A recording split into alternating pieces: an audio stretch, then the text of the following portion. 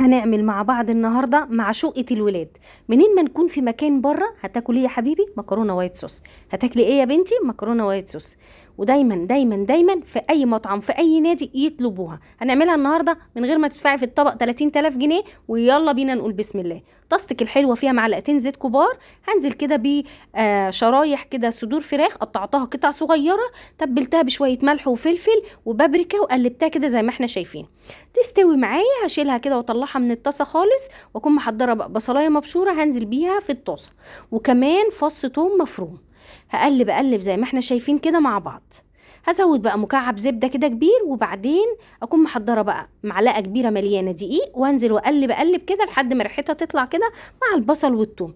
هنزل بقى بالفراخ اللي احنا كنا راكنينها على جنب، وهزود اللبن حوالي 2.5 كوباية من اللبن، وهزود كمان معاهم كوبايه كبيره مليانه من ميه سلق المكرونه. هزود بقى الحدق بتاعي، بقى عايزه ازود شويه ملح شويه فلفل اسود، تمام قوي. هحط بقى معلقه كبيره مليانه او معلقتين من القشطه اللي احنا محوشينها في التلاجة من وش اللبن، وهزود كمان شويه من الجبنه الموتزاريلا. انا زودت هنا القشطه والجبنه الموتزاريلا عشان انا مش هحط كريمه طهي، فعايزه الطعم يبقى كريمي شويه وغني، فيبقى ليها طعم، فالقشطه والجبنه الموتزاريلا هيقوموا بالمهمه دي. ممكن ما تحطيش ولا قشطه ولا جبنه موتزاريلا وتحطي كريمه طهي عادي خالص. المكرونه بتاعتي مسلوقه 3/4 سوا، ونزلت فيها وخليها تاخد غلوتين بقى في الصوص الخطير بتاعنا، وبالهنا والشفا.